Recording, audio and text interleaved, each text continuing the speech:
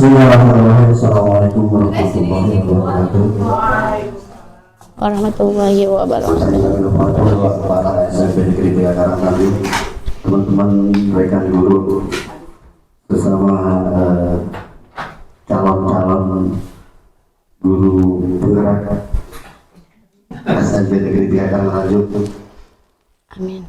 Marilah kita bersama-sama mensukseskan teman kita yang menjadi contoh saat ini, yang sudah sukses malah kita lupakan. Sekarang yang mau sukses harus kita dukung. Salam salam kita panjatkan kehadirat Nabi Nabi Muhammad Sallallahu Alaihi Wasallam pada para keluarganya, pada sahabat-sahabatnya, dan mudah-mudahan kita selaku umatnya mendapat syafaat di dunia maupun di akhirat. Amin. Teman-teman, ibu guru, calon guru, masih calon ya? Masih.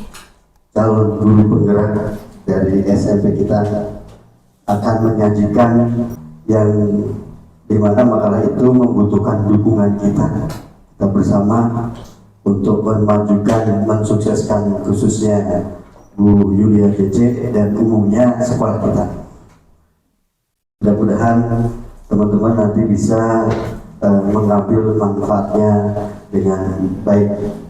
Oke, untuk mempersingkat waktu, kami persilahkan yang Al-Mukarramah Bu Yulia untuk menyajikan, dan mudah-mudahan kita pemikiran kita akan membantu untuk Bu Yulia. Kami persilahkan Bu Yulia. Terima kasih Pak. Warahmatullahi wabarakatuh. Izin Bapak Ibu mengganggu waktunya, saya akan mendesimasikan salah satu dari modul guru penggerak, yaitu modul budaya positif. Saya harap modul ini nanti akan menjadi acuan untuk kita memperbaiki tentang budaya positif di SMP Negeri 3 Karangtanjung. Oke, Bu Nia silahkan. Di sini ada gambar apa Bapak Ibu? Petani. Petani apa? Menanam dan memanen jagung. Selain jagung ada apa? Ada padi. Nah, Ki Hajar Dewantara yang mengumpamakan bahwa sekolah itu sebagai ladang tempat persemaian bibit. Jadi, agar bisa bibit berkembang secara maksimal, maka petani dapat memperbaiki kondisi tanah, memelihara bibit tanaman, memberi pupuk, memberi air, membasmi ulat-ulat ataupun jamur-jamur yang mengganggu hidup bibit tanaman dan lain sebagainya. Dari uraian tersebut kita dapat memahami bahwa sekolah itu diibaratkan sebagai tempat bercocok tanam, sehingga guru harus mengusahakan sekolah menjadi lingkungan yang menyenangkan, kemudian menjaga dan melindungi murid dari hal-hal yang tidak baik. Dengan demikian, karaktermu dapat tumbuh dengan baik sesuai dengan profil pelajar Pancasila. Di sekolah kita, dengan berbagai macam sifat, karakter, dan lain sebagainya, kita sebagai guru berkewajiban untuk merubah mereka agar mereka memiliki karakter yang baik, seperti itu. Lanjut, Bu Nia. Apa itu budaya positif? Apakah sekolah kita sudah tercipta budaya positif? Boleh Bapak Ibu? Ada yang mau menjawab? Apakah di sekolah kita sudah mencapai budaya positif? Bu Elsa mau? Oh, Pak Lis mau, boleh. Kira-kira di SMP 3 Karangtanjung ini sudah tercipta budaya positif atau belum? Menurut kami, menurut saya bahwa di SMP kita sudah melaksanakan budaya positif. Dari kita tahu bahwa anak-anak kita itu berasal dari tempat yang memang berbeda-beda. Artinya berbeda-beda. Kita di daerah pegunungan secara otomatis mereka berangkat dari rumah itu sudah dalam kondisi yang karena jauh, mungkin kelelahan dan lain sebagainya. Jadi di kelas itu seorang di kita itu kalau menurut saya pribadi itu sudah, karena kita selalu memberi kesempatan bagi siswa untuk melakukan yang terbaik untuk di kegiatannya. Oke.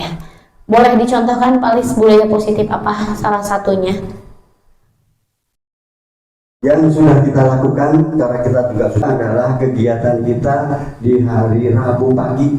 Itu kita sudah mulai mengembangkan potensi siswa dari apa namanya dia kalau pagi itu literasi numerasi. Kemudian di hari Sabtu atau hari Jumat kita udah ada Jumat yang secara full bahwa siswa lah yang melakukan. Oh iya, oke, terima kasih Pak Lis. Apa sih budaya positif? Betul tidak kalau misalnya di SMP 3 Karangtanjung itu sudah memberlakukan atau menerapkan atau sudah ada budaya positif? Budaya positif merupakan perwujudan dari nilai-nilai kebajikan atau keyakinan universal yang diterapkan di sekolah. Ya betul apa yang tadi dikatakan oleh Pak Lis.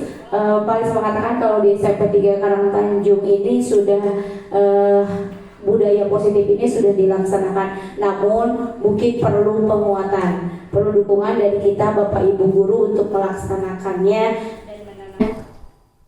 Ini konsep-konsep inti yang akan saya sampaikan hari ini. Yang pertama, nilai-nilai kebajikan. Yang kedua, teori motivasi perilaku manusia. Yang ketiga, hukuman dan penghargaan. Keempat, keyakinan kelas. Kelima, kebutuhan dasar manusia.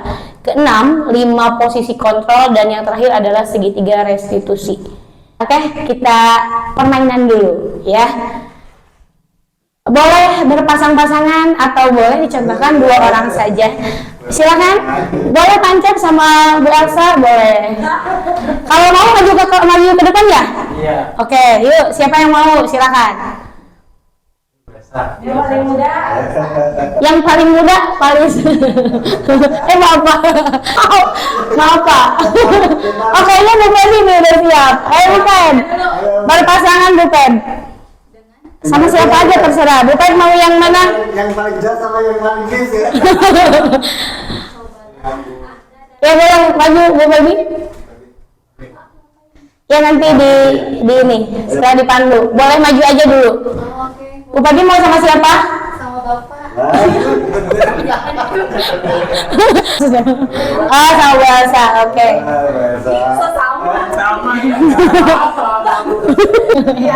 Boleh? Berdekatan aja Bu, nggak usah jauh. Di sini, Bu Pebi, ini Anda adalah A. Misal Bu Pebi A ya.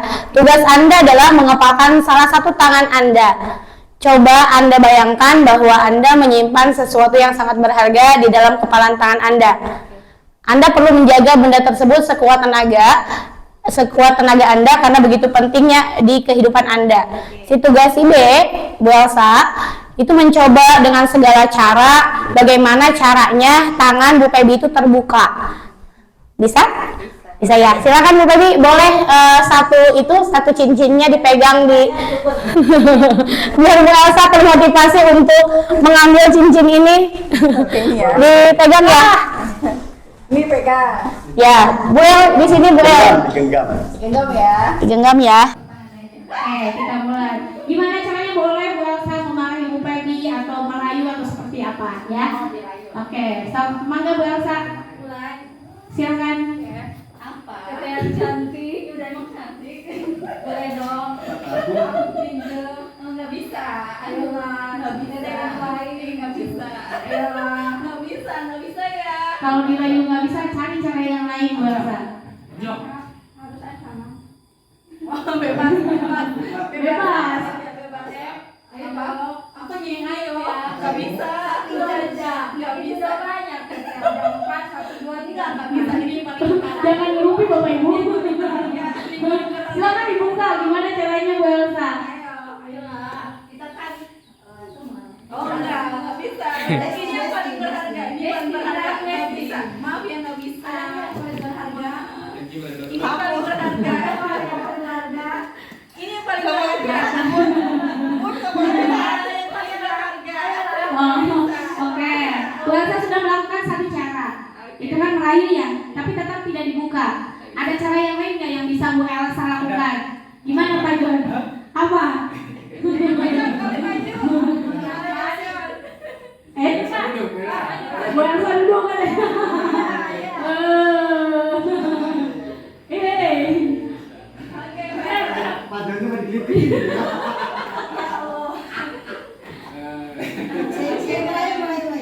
Ayo dong. Aduh, Bu Feby mah.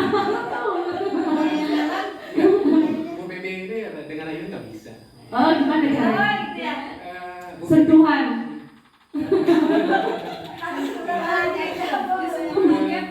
hari ini saya lagi ada masalah Bu Feby. Bu Feby, besok mungkin bisa saya ganti uang itu. Apa namanya cincin? Saya butuh sekarang mau ngobatin operasi anak saya. Iya. Alhamdulillah. Bisa gantikan. Tuh kalau besok tante gantikan mohon diikhlaskan. Lagi dong. Udah lama itu dari layu, Pak. Ini diamond, Pak. Bu Feby, ini ada batas waktunya. Kalau ibu punya belas kasihan ke saya.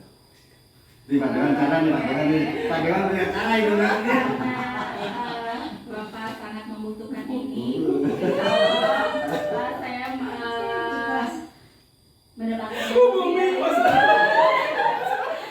Kayak ini beneran. Oh, iya.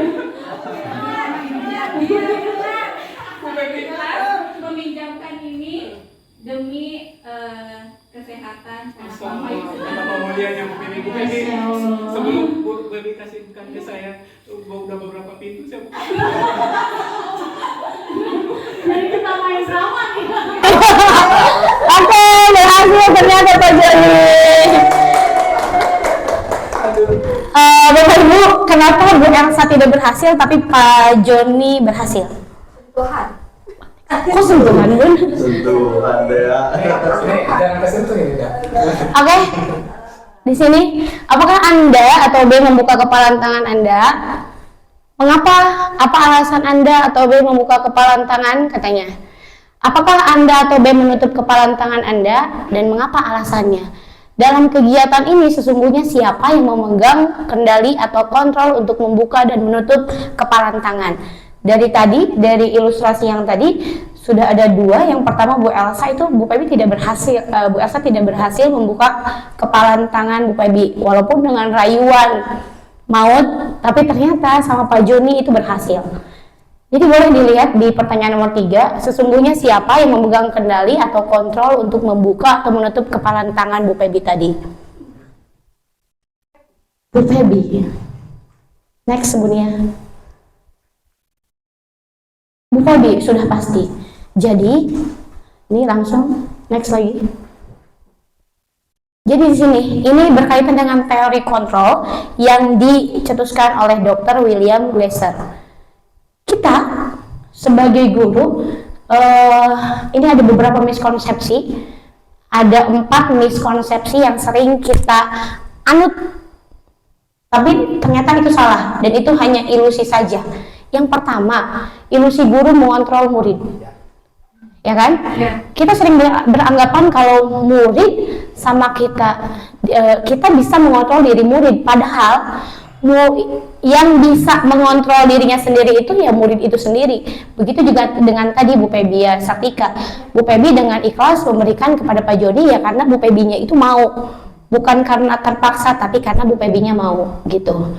Ini ada 4 ilusi. Yang pertama, ilusi guru mengontrol murid. Kemudian ilusi bahwa semua penguatan positif itu efektif.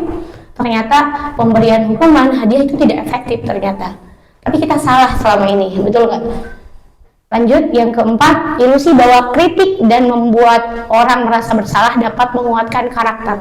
Jadi kita sering mengkritik orang, kita sangka itu akan menguatkan karakter dia, tapi ternyata tidak. Ya, yang terakhir adalah ilusi bahwa orang dewasa memiliki hak untuk memaksa. Kita kadang sebagai orang tua di rumah ataupun di sekolah, kadang selalu maksa anak. Kita pengennya A, anak juga harus A, tapi ternyata itu salah. Mungkin dalam hati kecil mereka tidak protes karena memang tidak berani ke orang tua ataupun ke gurunya. Nah, ini salah persepsi di sana. Itu hanya ilusi saja. Kemudian teori kontrol itu apa? Teori kontrol yaitu menyatakan bahwa semua perilaku memiliki tujuan, bahkan terhadap perilaku yang tidak disukai gitu. Jadi misalnya di kehidupan di sekolah kita, Sule kabur ya, bolos dari sekolah, misal Sulaiman bolos dari sekolah, itu memiliki tujuan, dia yang mengontrol diri dia gitu. Makanya Sule kabur dari kelas atau bolos dari kelas, itu tuh kita harus bertanya dulu kenapa, ada apa. Jadi tidak langsung menghardik ataupun memarah-marahi itu. Kemudian ada yang selanjutnya adalah prinsip teori stimulus respon, menyatakan bahwa apabila stimulus memberikan akibat yang positif atau memberi reward, maka respon terhadap stimulus tersebut akan diulangi pada kesempatan lain. Artinya gini, ketika di kelas misalnya, ya siapa yang mau maju atau mau bertanya, bakalan ibu kasih tambah nilainya gedein deh sama ibu gitu kan, kita selalu begitu ya. Nah itu ternyata salah, nanti di selanjutnya pertemuan selanjutnya itu akan terulang. Jadi mereka akan melakukan itu karena ada sesuatu yang nilai itu gitu, atau reward yang akan diberikan. Lanjut Bun ya. Stephen R. Covey menyatakan bahwa bila kita ingin membuat kemajuan perlahan, sedikit-sedikit, ubahlah sikap atau perilaku Anda. Namun bila kita ingin memperbaiki cara-cara utama kita, maka kita perlu mengubah kerangka acuan kita. Ubahlah bagaimana Anda melihat dunia, bagaimana Anda berpikir tentang manusia. Ubahlah paradigma Anda, skema pemahaman, dan penjelasan aspek-aspek tertentu tentang realitas. Di sini Bapak Ibu ada tabel stimulus respon dan teori kontrol. Jadi kita yang sekarang kita lakukan atau implementasikan adalah masih di stimulus respon. Nah, gimana caranya untuk berubah? Marilah kita rubah ke teori kontrol. Apa bedanya? Bedanya yang pertama adalah realitas kebutuhan kita sama, itu di stimulus respon. Ayo kita rubah ke realitas kebutuhan kita berbeda. Ya, lanjut. Kemudian semua orang melihat hal yang sama, tapi di teori kontrol itu semua orang memiliki gambaran yang berbeda. Kita mencoba mengubah orang agar berpandangan sama dengan kita. Kadang kita suka maksa ya, maksa banget kan. Nah ternyata itu salah. Rubah ke teori kontrol. Kita berusaha memahami pandangan orang lain terhadap dunia. Artinya kita harus berubah dari stimulus respon ke teori kontrol gitu. Boleh Bunia next. Nah yang utama, inti yang pertama adalah disiplin positif. Ketika mendengar kata disiplin, apa yang terbayang di benak Anda? Apa yang terlintas di pikiran Bapak Ibu semuanya? Boleh? Ada yang mau jawab? Bu Umi deh, kira-kira kalau disiplin itu artinya apa yang ada di pikiran Ibu? Disiplin waktu mungkin. Disiplin waktu. Oke. Ketika misalnya masuk sekolah atau jam pulang gitu, sesuai dengan waktu yang sudah ditetapkan. Tidak terlambat gitu ya Bu ya? Boleh. Bu Febi ada dari Kamus Besar Bahasa Indonesia? Disiplin yang positif, disiplin dalam memakai baju sesuai peraturan yang berlaku dan sesuai dengan hari ini. Misalnya kalau hari Senin menggunakan putih biru atau OSIS, kayu rambutnya menggunakan ganti, Jumatnya putih biru dan seperti itu. Terima kasih Bu Febi. Ternyata dari dua jawaban tadi, disiplin itu mematuhi peraturan yang sudah ditentukan oleh sekolah ya. Betul atau tidak? Nanti kita akan bahas selanjutnya di slide selanjutnya. Salah atau tidak pikiran kita tentang itu. Silakan Bunia. Di sini ada pengertian disiplin positif bahwa disiplin itu berasal dari bahasa Latin, yaitu disiplina yang berarti belajar. Kebanyakan orang akan menghubungkan kata disiplin dengan tata tertib, teratur, dan kepatuhan pada peraturan. Nah sama ya dengan pikiran kita. Kemudian kata disiplin juga sering dihubungkan dengan hukuman. Padahal itu sungguh berbeda. Karena belajar tentang disiplin positif tidak harus dengan memberikan hukuman. Justru hukuman itu merupakan alternatif terakhir. Kemudian, murid yang memiliki disiplin positif akan memiliki motivasi internal yang tinggi dalam menguasai diri untuk melakukan tindakan yang sesuai dengan nilai-nilai kebajikan universal. Jadi di sini kita sebagai pendidik, tujuan kita adalah menciptakan anak-anak yang memiliki disiplin diri sehingga mereka bisa berperilaku dengan mengacu pada nilai-nilai kebajikan universal dan memiliki motivasi intrinsik bukan ekstrinsik. Jadi nanti disiplin positif itu harus tumbuh dalam diri anak bukan karena motivasi ekstrinsik, motivasi dari luar, tetapi harus dari diri anak itu sendiri. Bagaimana cara menumbuhkannya? Nanti kita bahas selanjutnya. Nah, di sini ada nilai-nilai kebajikan universal. Sudah pernah dengar? Belum? Apa sih nilai-nilai kebajikan universal? Sifat-sifat positif manusia yang merupakan tujuan mulia yang ingin dicapai setiap individu. Jadi nilai-nilai ini bersifat universal dan lintas bahasa, suku bangsa, agama maupun latar belakang. Itu. Yang seperti apa nilai-nilai universal? Boleh, Bunia next. Nah, di sini ada beberapa contoh nilai kebajikan universal yang dicetuskan oleh beberapa institusi atau organisasi. Banyak sekali ada profil pelajar Pancasila yang sekarang lagi digaungkan sekali oleh di Indonesia ya. Untuk para pelajar Indonesia, mungkin Bapak Ibu juga sudah hafal kalau profil pelajar Pancasila. Apa aja nilai kebajikan yang terkandung di dalamnya? Boleh pejamkan mata? Silakan Pancet. Kira-kira apa Pancet? Pak agak terbiasa dengan P5 yang diajarkan oleh yang kita laksanakan kepada siswa. Nanti siswa akan bisa menguasai materi dari P5 tersebut. Seperti kita kemarin tentang sampah, kita peduli sampah. Nah, siswa agar bisa peduli terhadap sampah. Nah, sekarang yang kita sedang garap nih P5 tentang kewirausahaan. Nanti siswa agar bisa nanti saat masih sekolah bisa berjualan, berusaha gitu. Oke. Gitu sih. Terima kasih Pancep. Poinnya itu ya. Nuhun Pancep. Ada lagi? Oh Pak Joni.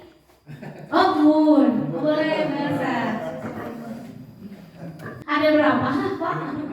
Ini ya. Musik. Oh, anak sambil yel-yel kan tadi sama anak-anak? Iya, iya. Beriman dan bertakwa kepada Tuhan. Beriman dan bertakwa pada Tuhan Yang Maha Esa. Oke. Berakhlak mulia. Siap. Dari kebinekaan global. Ya. Mandiri, kreatif dan bernalar kritis. Ya. Ini Pancep. Jadi gotong royong ada itu di sana gotong royong. Mungkin tadi hanya terlewat ya. Jadi ini nilai-nilai kebajikan universal yang terkandung dalam profil pelajar Pancasila. Boleh dilihat next Bunia. Yang kedua belum Bu. Ini ada dari IBO Primary Years Program. Ini nilai-nilai kebajikannya. Lanjut Bunia. Ini dari 9 pilar karakter. Banyak ya ternyata. Lanjut Bunia. Keterampilan hidup. Kemudian dari The 7 Essential apa tuh? Iya, lanjut Bunia. Kemudian ada lagi dari The Virtus Project. Ya. Ternyata banyak sekali nilai-nilai kebajikan yang bisa kita terapkan untuk anak-anak kita. Dan nilai-nilai kebajikan ini nanti akan menjadi dasar untuk pembentukan budaya positif di sekolah. Lanjut Buni. Oke, yang selanjutnya adalah teori motivasi perilaku manusia. Oke, lihat. Sebagai seorang guru, saat Anda hadir mengajar di kelas dengan tepat waktu, motivasi apakah yang mendasari tindakan Anda? Mana Pak John? Pak John dulu deh. Kira-kira motivasi apa sih Pak John hadir tepat waktu di kelas?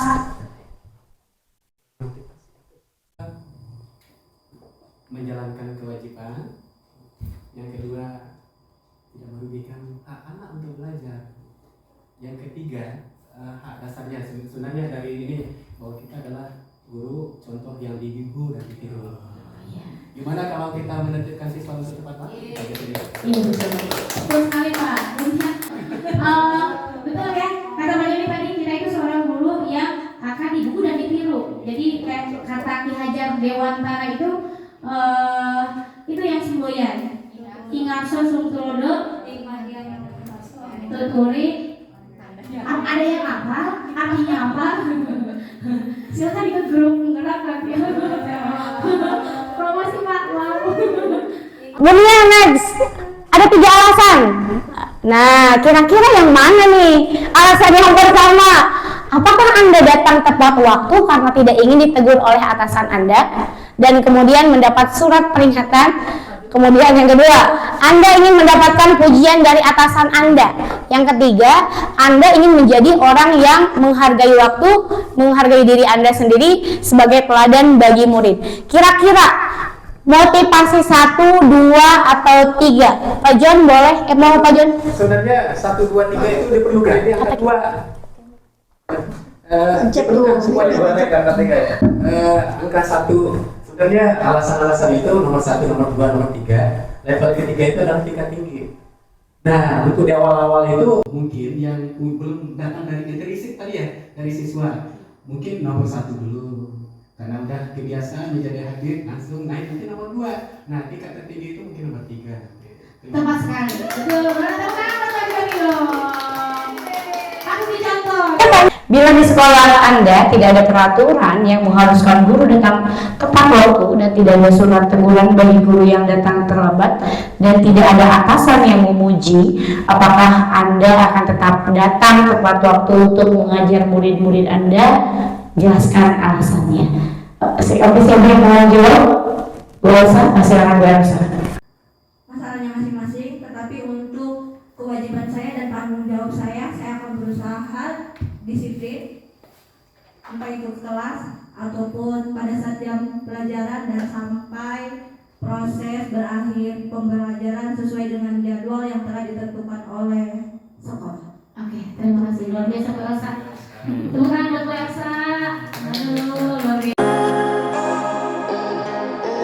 Materi selanjutnya adalah tentang hukuman, konsekuensi, dan restitusi. Bapak Ibu, siapa yang tahu perbedaan antara hukuman, konsekuensi, dan restitusi? Untuk mengetahui perbedaan antara hukuman, konsekuensi, dan restitusi, kita coba latihan soal terlebih dahulu. Boleh next Bunia?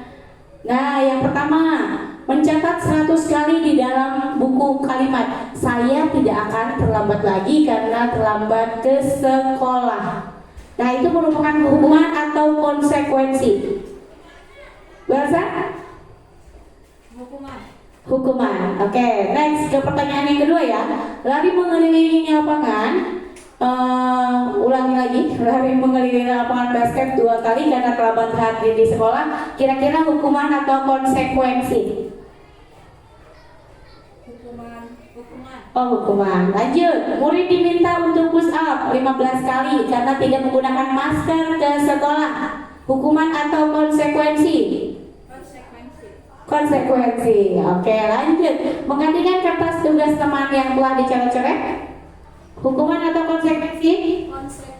Konsekuensi. Oke, lanjut. Membersihkan tumpangan air di meja tulis karena tersenggol pada saat belajar. Hukuman atau konsekuensi? Konsekuensi. Lanjut. Murid disuruh untuk mengenakan sepatu seharian di sekolah karena tidak mengenakan sepatu hitam. Jadi dia pakai sepatu, tidak menggunakan sepatu hitam dan disuruh untuk tidak menggunakan sepatu di sekolah selama 1 hari.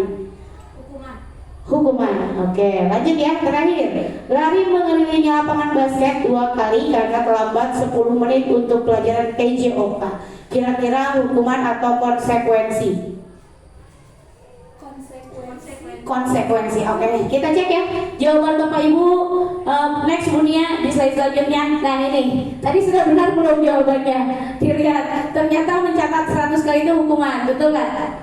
Yang kedua, lari mengelilingi lapangan basket 2 kali karena terlambat hadir itu hukuman. Kemudian murid diminta push up itu juga termasuk hukuman. Yang konsekuensi itu menggantikan kertas tugas temannya yang coret-coret, membersihkan tumpahan air di meja, kemudian lari mengelilingi lapangan basket 2 kali karena terlambat 10 menit untuk pelajaran PJOK. Itu konsekuensi. Apa perbedaannya antara hukuman dan konsekuensi? Boleh dilihat lagi di halaman berikutnya. Nah ini, hukuman bersifat tidak terencana atau tiba-tiba.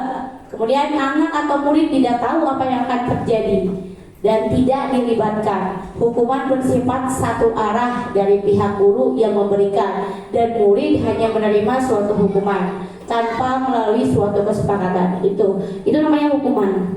Jadi murid tidak pernah tahu akan mendapatkan hukuman dari guru tersebut. Ya, lanjut Bunia. Kemudian kalau konsekuensi apa? Konsekuensi itu sesuatu yang sudah terencana atau sudah disepakati di awal, sudah dibahas dan disetujui oleh murid dan guru itu sendiri. Jadi ketika murid melakukan kesalahan, murid sudah tahu apa yang akan dia terima atau konsekuensi yang akan dia terima dari kesalahan yang dia lakukan karena kesepakatan dari awal. Oke, itu Bapak Ibu. Kita lanjut ke materi selanjutnya. Oke, kita lanjutkan. Nah, ada pertanyaan nih Bapak Ibu. Apakah efektif memberikan reward atau penghargaan? Nah, siapa yang mau jawab? Oke, Mbak Joni, silakan Mbak Joni. Bonus buat itu perlu. Saya 14 tahun itu sistem absen check roll. Tahun 96 itu belum check roll, masih sistem cetak gitu kan, isi ketik. Lanjut tahun 2000-an udah mulai check roll pakai sensor. Nah, itu menunjukkan kalau dulu saya 1 bulan itu kalau nggak hadirnya, ada aturannya, kalau 10 kali terlambat dalam 1 tahun itu bonus hilang 25%. Misalnya kita gaji 1 juta aja, biar gampang dibagi, hilang 25% berarti 250.000. Nah, uang hadiah dalam 1 tahun itu 250.000 walaupun nggak seberapa, tapi nilai waktu itu tinggi, itu suatu hal yang berguna. Nah, yang pertama itu selanjutnya itu habitat yang ditimbulkan oleh sistem. Nah, sistem ini yang menurut saya menimbulkan 8 tahun saya datang di sini udah terbiasa. Saya punya budaya seperti itu, tidak ada kata terlambat. Malah udah muncul di dalam diri sendiri, terlambat itu adalah sebuah aib, tidak menjalankan tugas kita. Nah, Bapak dan Ibu nih, kalau prinsip saya udah beda lagi. Saya nggak perlu CCTV sana, CCTV sana. Nah, tingkat yang paling tinggi bagi kita itu harusnya kita sebagai Muslim ya ada malaikat pencatat. Malaikat pencatat. Jadi oke. Luar biasa, bisa jadi inspirasi untuk kita. Keyakinan kelas. Mengapa keyakinan kelas tidak? Kenapa tidak peraturan kelas saja? Nih, kenapa harus keyakinan dan tidak kesepakatan? Di sini ada suatu keyakinan akan lebih memotivasi seseorang dari dalam. Kemudian artinya memotivasi secara intrinsik.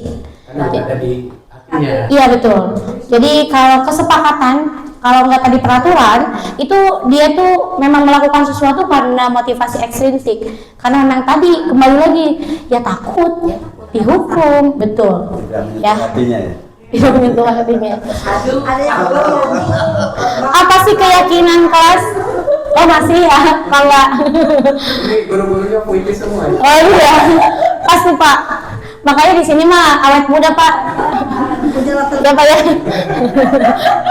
Lanjut nih, keyakinan kelas merupakan metode untuk menimbulkan kembali disiplin positif yang didasari oleh motivasi dari dalam melalui proses curah pendapat dan pada akhirnya disepakati bersama oleh semua anggota kelas gitu.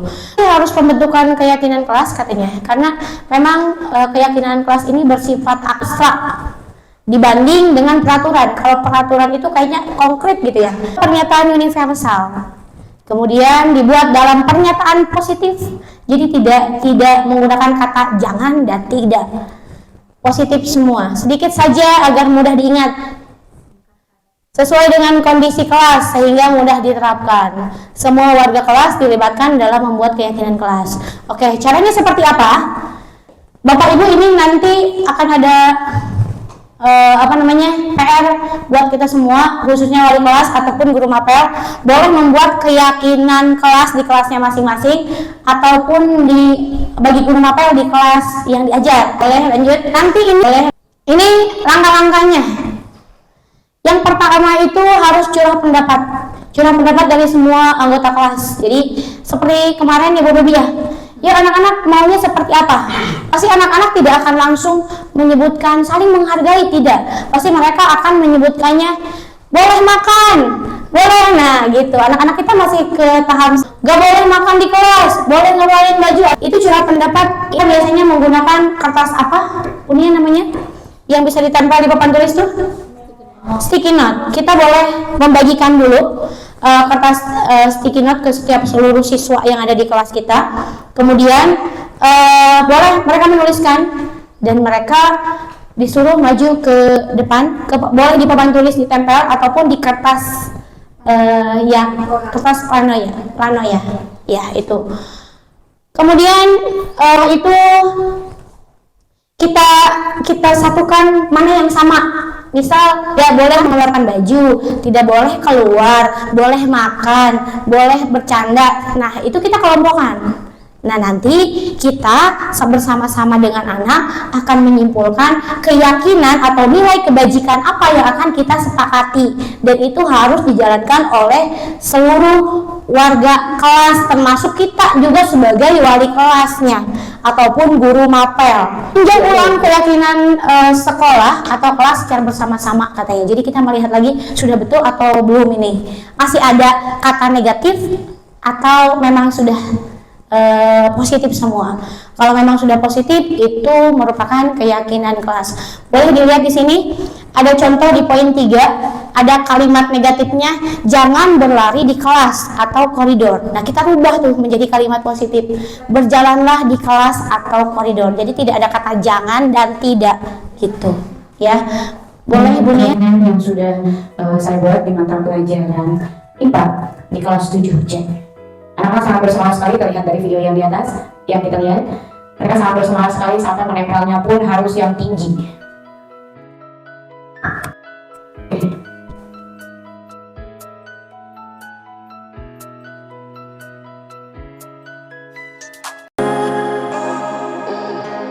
Kebutuhan dasar manusia. Kenapa anak-anak kita ada yang bolos, ada yang di kelasnya bercanda terus dan lain-lain. Ada yang tidur kemarin di kelas 8B, betul nggak? Nah, kenapa alasannya? Karena ada salah satu ataupun banyak kebutuhan dasar mereka yang belum terpenuhi. Boleh dilihat kebutuhan dasar apa saja? Ini dia Bapak Ibu, ada 5 kebutuhan dasar manusia. Kebutuhan dasar yang pertama adalah kebutuhan bertahan hidup. Kemudian yang kedua adalah kebutuhan kasih sayang dan rasa yang diterima, penguasaan, kesenangan, dan kebebasan. Ini 5 kebutuhan dasar manusia. Ya, murid-murid kita juga sama. Jadi ketika melakukan suatu tindakan itu akan dan termasuk salah, mungkin ada dari 5 kebutuhan ini yang memang belum terpenuhi. Boleh Bu Nia? Lanjut. Nah, kebutuhan bertahan hidup. Apa sih kebutuhan bertahan hidup? Kebutuhan yang bersifat fisiologis untuk bertahan hidup, misalnya kesehatan, rumah, dan makanan. Contoh, kita sudah pagi-pagi nih, kita udah nyampe kelas, ternyata anak telat. Saya sering banget di kelas 7A, anak itu telat kalau hari Selasa tuh, jam pertama. Ditanya, kenapa telat? Karena memang kebutuhan dasar mereka tidak terpenuhi. Yang mana mereka bilang tidak sarapan Bu, belum sarapan, makanya tadi mampir dulu ke kantin. Nah itu, jadi harusnya seperti apa kita menanggapinya. Tadi balik lagi ke keyakinan kelas, jadi kita ingatkan lagi ke anak, kan kita punya keyakinan kelas nih, keyakinan yang mana nih yang kamu langgar. Jadi kembalinya ke sana. Bukan artinya kebutuhan dasar anak tidak terpenuhi, yang makan kita tidak serta-merta boleh deh, karena kebutuhan mereka belum terpenuhi nih yang makan. Tapi kita balik lagi ke keyakinan kelas yang sudah dibentuk di awal gitu. Kemudian kebutuhan yang kedua adalah kebutuhan kasih sayang dan rasa diterima ya. Ini nih. Kebutuhan untuk disayang dan diterima meliputi kebutuhan akan hubungan dan koneksi sosial, kebutuhan untuk memberi dan menerima kasih sayang, dan kebutuhan untuk merasa menjadi bagian dari suatu kelompok. Jadi ini nih poin penting ya, Bu Febi ya. Kebutuhan dasar yang mana Bu Febi yang belum terpenuhi? Lanjut, oh kasih sayang. Lanjut. Penguasaan. Jadi ada kebutuhan dasar yang memang kita butuh pengakuan. Mungkin tipe orang memang berbeda, tapi memang dari setiap orang itu ada yang cenderung pengen diakui ya. Lanjut. Selanjutnya adalah kebebasan. Jadi kebutuhan akan pilihan. Nah, si anak kalau di kelas ribut, ternyata ketika ditanya kenapa ribut, yang lain juga merhatiin, kok kamu ribut sendiri atau ngobrol sendiri. Nah, ini kebutuhan kebebasan yang ingin mereka dapatkan. Dengan cara apa? Mungkin kita bisa dengan metode mengajar yang berbeda dibanding yang biasanya. Jadi si anak nanti bebas tuh. Jadi kita aja nanti kebutuhan 5 kebutuhan dasar si anak. Lanjut, yang terakhir adalah kesenangan. Kebutuhan untuk merasa senang. Jadi, nah tadi ya balik lagi, kalau di kelas memang anak berisik dan lain sebagainya, mungkin mereka tidak senang dengan pembelajaran yang terjadi hari itu. Jadi gimana caranya kita berpikir anak ini supaya happy gitu, ikut pembelajaran kita, ikut pelajaran kita. Lanjut. Ada telah kasus. Tahun ini Dimas genap berusia 17 tahun. Ia senang sekali ketika ayahnya mulai mengajarkan cara menyetir mobil. Setiap akhir pekan, ia berlatih menyetir. Ia terlihat senang sekali berlatih sampai akhirnya ia bisa menyetir mobil dengan baik dan lancar. Ketika ibunya bertanya pada Dimas apa yang membuat dia ingin bisa menyetir mobil, ketika jawaban Dimas adalah seperti ini, kebutuhan apa yang ingin dia penuhi? Boleh Bu Nia? Tuh, kata si Dimas, aku jangan dipindah dulu Bu Nia. Aku merasa bangga dan keren. Kira-kira itu kebutuhan yang mana? 1, 2, 3, 4, atau 5? Pengakuan. Oke. Yang kedua, biar bisa jalan-jalan naik mobil sama teman aku. Kebebasan. Lanjut. Menyetir mobil itu seru. Nah. Oke. Luar biasa. Lanjut Bu Nia. Betul nggak? Betul. Yang pertama adalah penguasaan. Jadi dia pengen diakui ya, karena dia pengen merasa bangga dan bisa menyetir mobil gitu. Kemudian yang kedua, jalan-jalan naik mobil sama temen, katanya kasih sayang dan rasa diterima. Yang terakhir kesenangan, betul ya. Lanjut Bu Nia, silakan. Apa yang terjadi apabila salah satu atau beberapa kebutuhan dasar anak tidak terpenuhi? Boleh, Bu Hati. Lagi sakit gigi. Oh, lagi nggak mood. Bu Penny boleh? Oh, Pancet. Kira-kira kalau kelima kebutuhan tadi tidak terpenuhi, apa yang akan terjadi? Salah satunya diantaranya anak akan berontak. Yang paling fatal ya. Yang paling fatal. Ya. Anak akan berontak karena berdasarkan kebutuhan gitu. Nah, seperti halnya tadi salah satu contoh, pagi tidak sarapan, akhirnya waktunya masuk ke kelas jam 4 waktu, akhirnya dia mampir dulu ke kantin. Dan apabila misalkan dia tidak sarapan sampai jam istirahat, kemungkinan dia akan sakit. Dari ini ya, itu tadi hal yang baik-baiknya dia akan berontak karena kebutuhan tidak terpenuhi. Seperti halnya anak, dia punya anak. Jadi itu dia terpenuhi kan dengan jajan, berontak sama mamanya. Anak saya penurut Pak. Alhamdulillah. Siap. Ayo. Santai sedang tidur aja di jongmek. Padahal si anak berontak. Alhamdulillah belum nyampe ke sana. Terima kasih Pancep. Oke Bunia, lanjut. Apa sih katanya kalau misalnya kebutuhan anak tidak terpenuhi? Dari serangan di luar. Ketika seorang murid melakukan suatu perbuatan bertentangan dengan nilai-nilai kebajikan atau melanggar peraturan, hal itu sebenarnya karena mereka gagal memenuhi kebutuhan dasarnya. Dan apa yang akan terjadi? Yang akan terjadi adalah kecewa dan lain-lain ya. Oke, lanjut. Posisi kontrol guru. Kira-kira kita berada di mana nih? Kita lihat. Posisi kontrol guru itu ada 5. Yang pertama adalah penghukum, pembuat rasa bersalah, teman, pemantau, atau manajer. Posisi penghukum itu biasanya menggunakan hukuman fisik ataupun verbal. Hukuman fisik ataupun verbal, ya. Biasanya apa yang akan dikatakannya? Patuhi aturan saya atau awas gitu. Kemudian kamu selalu salah, selalu saja salah. Pasti selalu yang terakhir selesai. Itu posisi penghukum.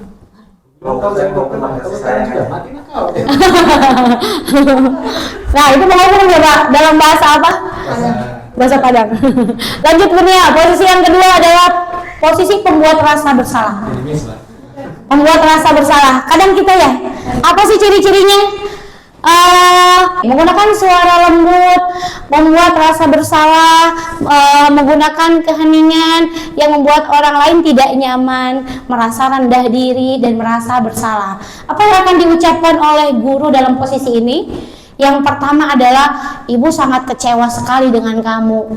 Berapa kali Bapak harus memberitahu kamu ya? Gimana coba kalau orang tua kamu tahu kamu berbuat begini? Aduh, itu anak langsung kan? Langsung down. Iya, jadi saya ngerasa bersalah nih, orang tua saya bakal dipanggil. Nah itu pernah ada di posisi ini Pak Wis? Orang sama. Lanjut Bunia, posisi teman. Nah, posisi teman yang sering bestie-bestian sama siswa. Guru di posisi ini katanya cirinya tidak akan menyakiti si murid, namun akan tetap berupaya mengontrol murid melalui persuasi ya. Apa yang akan dikatakan biasanya? Ayo bantulah demi Bapak ya. Ayo, ingat tidak bantuan Bapak selama ini. Nah, itu tuh yang mana itu? Nah, itu di posisi teman, guru akan mengatakan itu. Nanti dia ke dapur. Lanjut Bunia. Posisi pemantau. Posisi pemantau itu berarti mengawasi. Biasanya dalam posisi ini itu akan dikaitkan dengan peraturan sekolah. Oh, kan? Misalnya peraturan sekolah kita hari Senin menggunakan pakaian putih biru lengkap, topi, dasi dan lain-lain. Nah, ketika anak tidak menggunakan itu, kita ada di posisi sini. Jadi apa ya peraturannya? Nah, itu posisi pemantau. Nah gitu, yang nggak pakai sepatu pakai sendal, sendalnya diambil, gitu ya. Itu aturannya. Digunting apalagi. Paham Ibu? Lanjut. Yang terakhir adalah posisi manajer. Posisi terakhir dari posisi 5 kontrol guru. Posisi manajer, posisi di mana guru berbuat sesuatu bersama dengan murid, mempersilahkan murid mempertanggungjawabkan perilakunya, mendukung murid agar dapat menemukan solusi atas permasalahannya sendiri.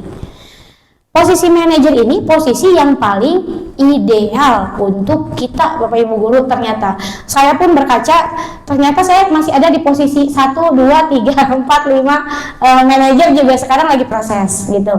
Tapi kebanyakan kita kan dari yang satu ya, tidak dapat dipungkiri, memang kita iya dari 1, 2, 3 sudah merasakan sampai ke yang ke-5 ini. Dan harusnya kita mempertahankan posisi manajer ini karena memang sangat menguntungkan untuk siswa. Bagaimana cara kita untuk menjadi berada di posisi manajer? Nah, solusinya adalah dengan menerapkan yang namanya segitiga restitusi. Boleh Buni? Ternyata masih ada nih yang harus diisi. Katanya berada di posisi yang mana nih? Saya kecewa sekali dengan kamu. Nah, itu posisi apa? Posisi apa? Tadi ya, sama dia. Bukan, kalau ada teman. Pak Dewan kalau yang ini kayaknya bisa jawab. Oke Pak Dewan. Gila guys, sekali Saya kecewa sekali dengan kamu. Itu posisi apa? Bersalah. Pembuat rasa bersalah. Oke. Kedua, kamu tidak pernah benar melakukannya. Jadi perhatikan kalimatnya. Kamu tidak pernah benar melakukannya. Penghukum atau pembuat rasa bersalah? Lanjut, yang ketiga, ayolah lakukan demi ibu bapak. Tenang. Apakah kamu mau mendapatkan stiker bintang hari ini? Iya, bukan penghargaan, maksudnya posisi yang mana?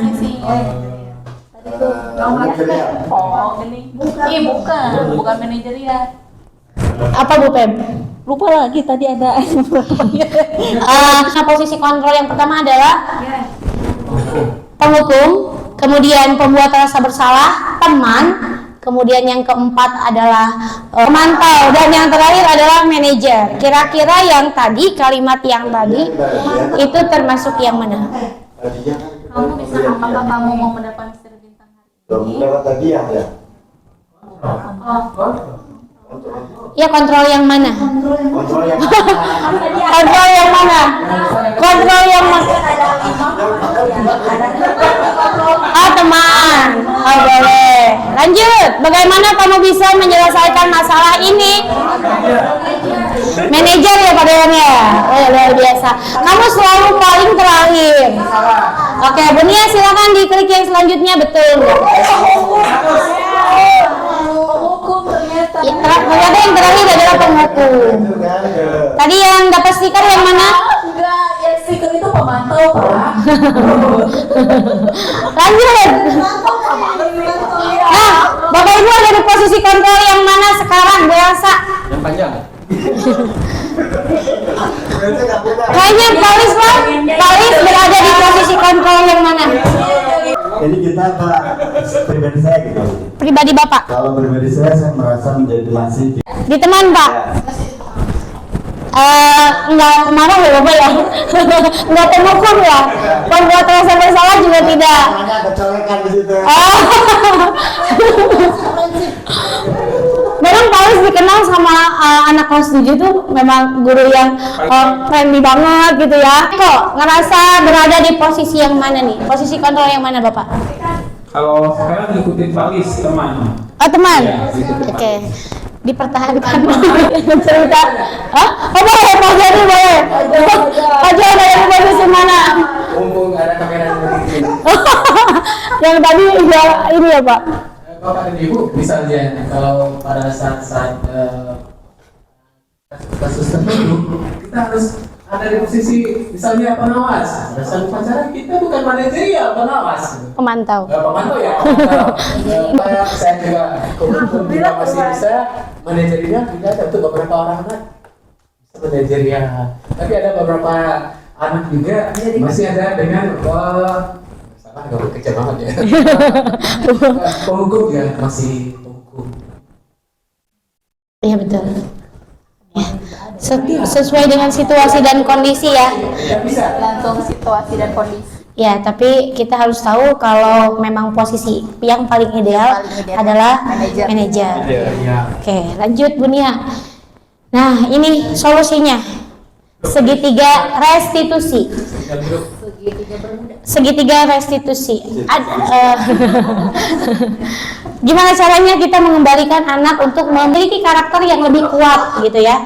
Kalau anak berbuat salah, kita seharusnya melakukan ini katanya. Bukan katanya, memang iya. Nanti boleh dicoba sama kita. Yang pertama tahapannya adalah menstabilkan identitas.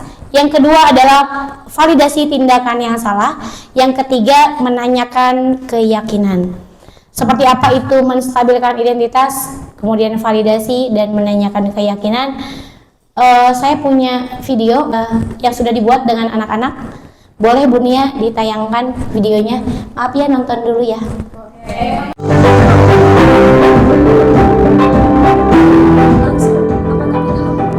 Gak apa-apa.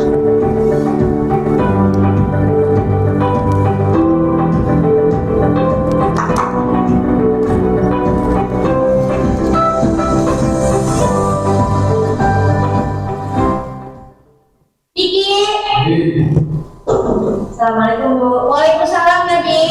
Maaf Bu, saya terlambat. Iya, tidak apa-apa. Ini juga dulu pernah terlambat.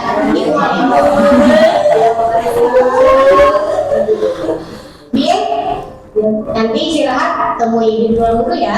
Ada itu kalau sebenarnya habis Pak. Itu tahap menstabilkan identitas yang tadi ya. Permisi Bu. Silakan masuk Nabil.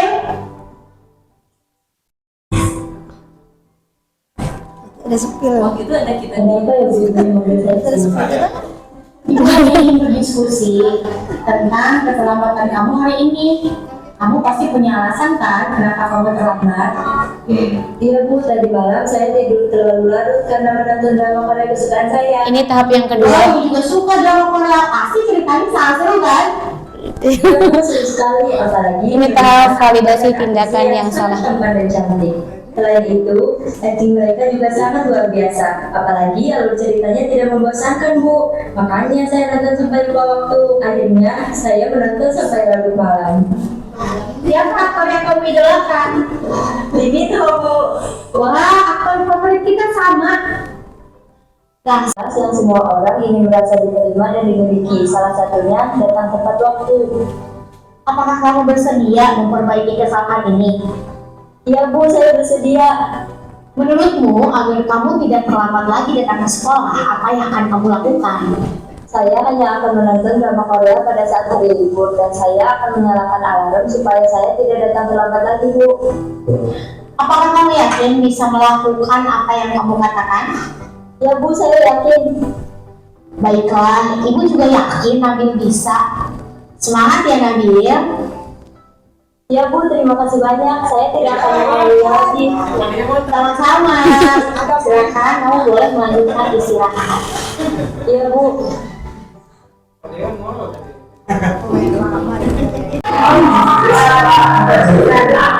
Saudara Ibu ini video tentang penerapan versi busi yang kedua. Selamat menikmati. Aduh, kenapa kamu mengasihi saya? Seharusnya kamu sibuk dengan kami kamu sendiri. Ya terserah aku dong, kamu kan udah aku.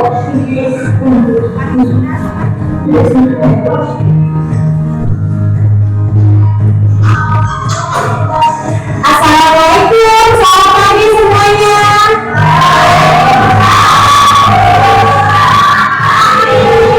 Ada apa ini? Ini tuh orang sama Jawa berantem. Bu, jangan pukul saya. Betul, kamu mau mengalah. Iya, aku yang mulai duluan Bu. Ya, bukan hati. Ya, bisa kemana? Tak lagi. Baiklah, ayo ikut ibu pulang dulu.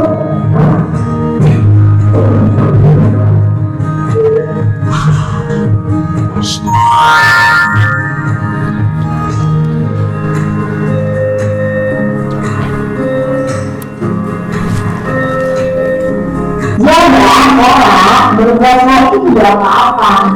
Ibu di sini tidak mencari siapa yang salah.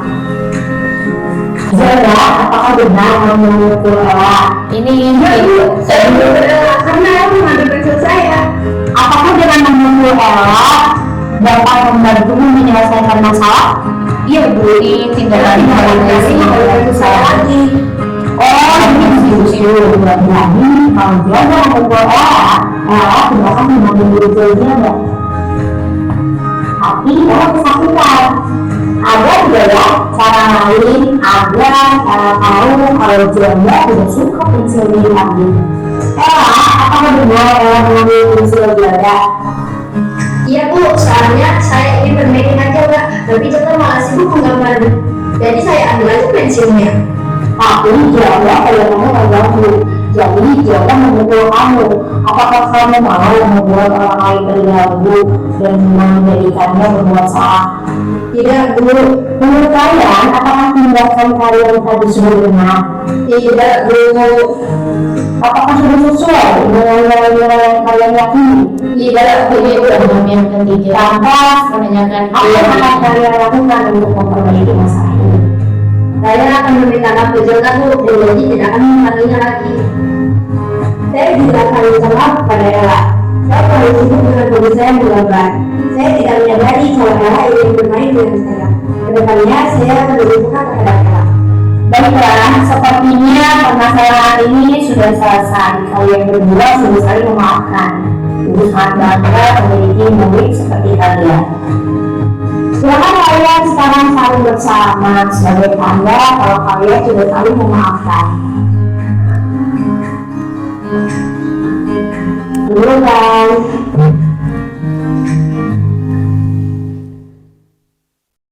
Oke, Bapak Ibu, itulah dua contoh dari penerapan segitiga restitusi yang sudah diterapkan. Semoga nanti ketika kita menghadapi masalah ataupun anak berbuat salah, kita tidak langsung menghardik atau memarahi, tetapi kita coba terapkan segitiga restitusi ini.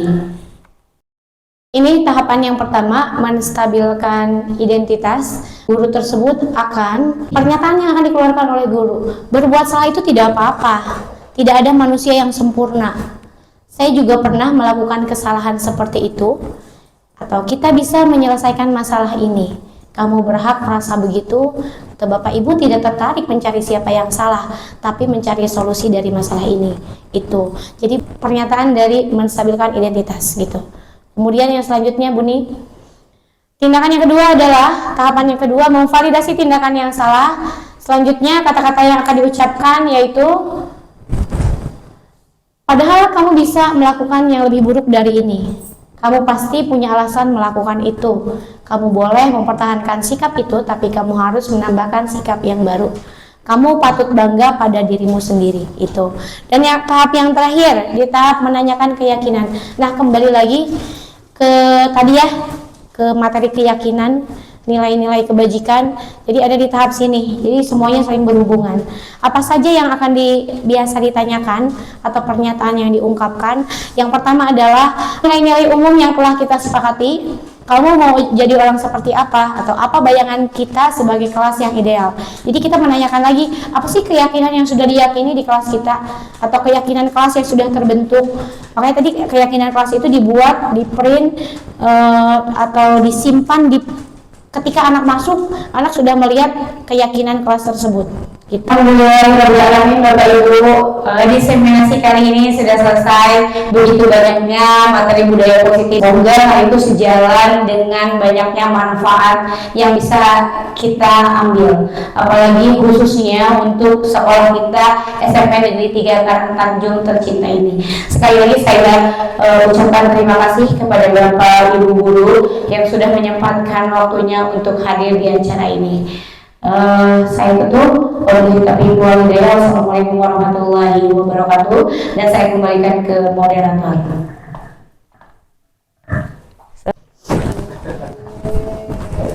Terima kasih sebelumnya semangatnya. Jadi apa yang disampaikan Julia ini membuat kita juga akan terbuka mata. Jadi ternyata kita itu jauh sekali dari kesempurnaan di dalam kegiatan kita di sekolah. Mungkin sebelum kita akhiri ada sedikit dari Bapak, nanti biar teman-teman yang lain lebih bersemangat lagi untuk berjuang seperti Bu Julia. Begitu, semangat Bapak. Terima kasih Bu Anis. Assalamualaikum warahmatullahi wabarakatuh. Bapak Ibu, kita setelah menyimak tadi paparan Bu Yulia, alhamdulillah, mungkin tadi kata Pak Lis, kita terinspirasi kembali dan mengingatkan kembali. Tentunya hal ini harus terus kita itu dilaksanakan terus-menerus. Tapi memang saya tadi agak itu dengan teori stimulus respon dari Pavlov dan berkaitan dengan teori identitas, tadi Yang stimulus respon sama teori kontrol. Teori kontrol. Nah itu. Jadi sekarang lebih cenderung ke teori kontrol kan ya? Iya. Ya. Tapi pada dasarnya kalau kita lihat dari teori otak itu sebenarnya lebih mengarah ke teori stimulus respon gitu ya. Tapi hanya mungkin kalau dari teori kepribadian saya kira itu kontrol. Makanya tentunya kita harus banyak belajar juga dalam ilmu teori ini, karena saya yakin dengan teori-teori ini yang kita terapkan bisa bisa menginspirasi kita, juga kita bisa melemahkan ego kita yang tadinya kita sedikit mudah tersinggung oleh anak, tapi setelah tahu teori-teori itu mungkin kita akan lebih ikhlas melihat segala sesuatu, lebih ikhlas. Ketika orang lain melakukan sebuah kesalahan itu bukan berarti dia menyinggung kita, tapi itu kekurangan daripada anak-anak kita, pengetahuan anak-anak mungkin adab anak itu masih kurang. Mungkin itu yang harus kita cermati. Juga saya harap ke depan kita sudah tidak marah lagi ketika melihat anak-anak memberikan perilaku yang negatif, tapi justru kasihan bagaimana kita menolong anak-anak itu supaya kita bisa mengarahkannya. Karena kita itu sebagai manajer, tadi kan sebagai manajer ya, jadi sebagai manajer itu bagaimana mengelola anak-anak kita ini lebih baik lagi. Jadi kita tujuannya adalah membantu perkembangan mereka sesuai dengan potensi yang diberikan oleh Allah, karena potensi yang diberikan oleh Allah itu mungkin relatif sama tapi pada dasarnya berbeda-beda. Ada orang yang kecenderungannya pinter geraknya, kinestetiknya, atau pinter logikanya, itu yang mungkin kita pelajari. Dan sekarang itu banyak dikeluhkan juga oleh para pakar pendidikan, karena perguruan tinggi berapa banyak katanya perguruan tinggi mengajarkan tentang teori perkembangan anak itu, tapi lebih banyak tuh bagaimana mengelola pembelajaran, membuat program, menganalisis soal dan sebagainya. Itu mungkin setengah itu di perguruan tinggi. Mungkin ini menyadarkan kita bahwa kita ke depan lebih untuk kepentingan anak, bahwa kita hadir ke sekolah semata-mata kita, tadi kata Pak Joni, tanggung jawab kita ingin membangun anak-anak kita, dan muaranya adalah bagaimana menghantarkan anak-anak kita sesuai dengan cita-cita angan-angan dan potensi yang diberikan oleh Allah Subhanahu wa Ta'ala. Itu mungkin yang bisa saya sampaikan pada kesempatan kali ini.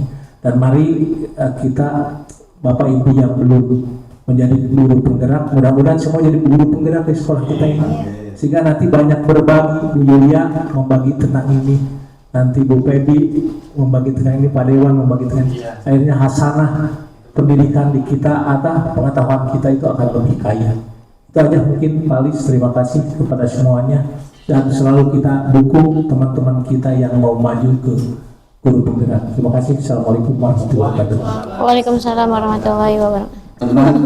Mudah-mudahan apa yang kita lakukan hari ini adalah pembelajaran kita semuanya, sehingga kita akan bisa mencapai apa yang diharapkan oleh pemerintah kita, karena di sana undang-undangnya juga sudah ada bahwa kita harus mencerdaskan kehidupan bangsa. Jadi semangatlah bagi teman-teman yang ada kesempatan untuk menjadi guru penggerak, jangan ditinggalkan. Kalau kami udah nggak bisa kami, karena udah kedaluarsa.